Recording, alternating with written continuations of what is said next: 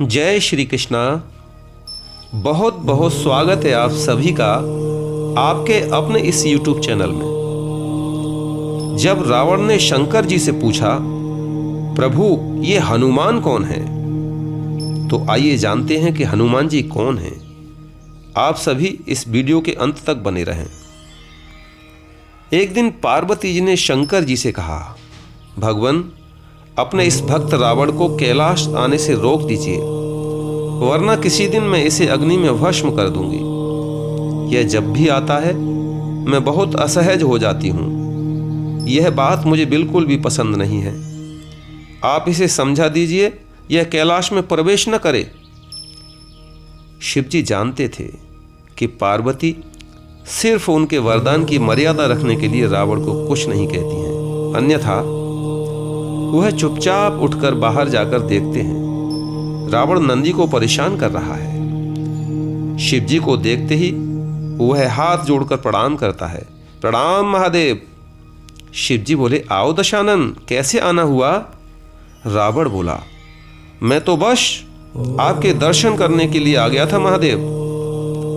आखिर महादेव ने उसे समझाना शुरू किया, देखो रावण, तुम्हारा यहाँ आना पार्वती को बिल्कुल भी पसंद नहीं है, इसलिए तुम यहाँ मत आया करो। रावण बोला, महादेव ये आप क्या कह रहे हैं? आपने ही तो मुझे किसी भी समय आपके दर्शन के लिए कैलाश पर्वत पर आने का वरदान दिया है, और अब आप ही अपने वरदान को वापस ले रहे हैं। शिव जी बोले, ऐसी बात नहीं है रावण, लेकिन तुम्हारे क्रियाकलापों से पार्वती परेशान रहती हैं, और किसी दिन उन्होंने तुम्हें श्राप दे दिया तो मैं भी कुछ नहीं कर पाऊंगा। इसलिए बेहतर यही है कि तुम यहाँ पर न आओ। इतने में रावण बोला, फिर आपका वरदान तो मिथ्या हो गया महादेव।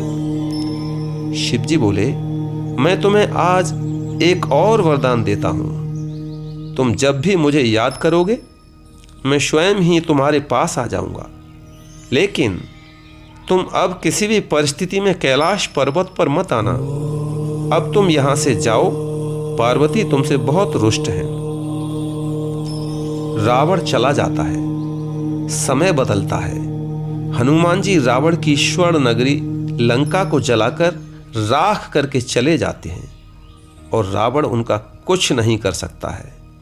वह सोचते सोचते परेशान हो जाता है कि आखिर उस हनुमान में इतनी शक्ति आई कहां से। परेशान होकर वह महल में ही स्थित शिव मंदिर में जाकर शिव जी की प्रार्थना आरंभ करता है। उसकी प्रार्थना से शिव प्रसन्न होकर प्रकट होते हैं। रावण अभिभूत होकर उनके चरणों में गिर पड़ता है। कहो दशानन, कैसे हो? शिव जी पूछते हैं।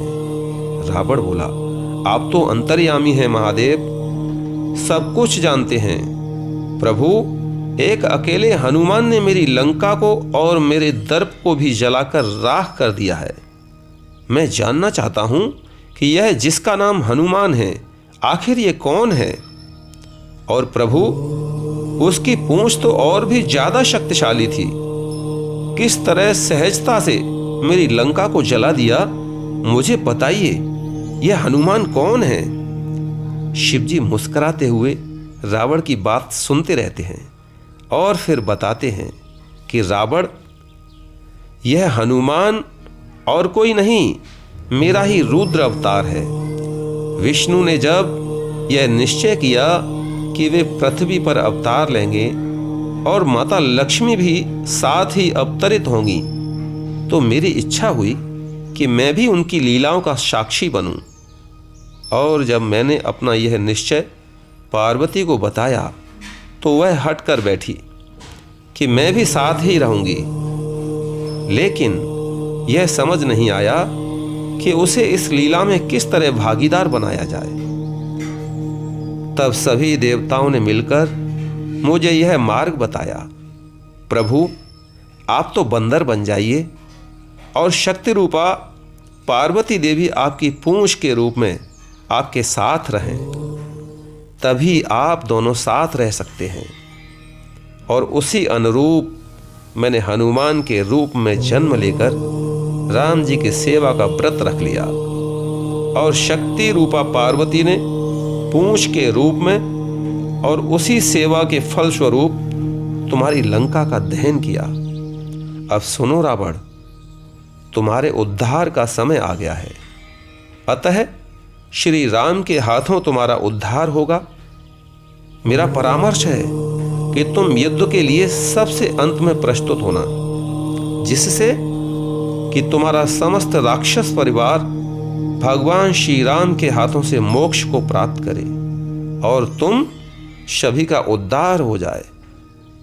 रावण को सारी परिस्थिति का ज्ञान होता है और उस अनुरूप वह युद्ध की तैयारी करता है और अपने पूरे परिवार को राम जी के समक्ष युद्ध के लिए पहले भेजता है और सबसे अंत में स्वयं मोक्ष को प्राप्त होता है। जय जय श्री राम, जय जय श्री हनुमान।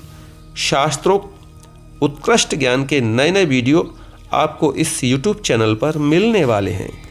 जय श्री कृष्णा, जय श्री राधे।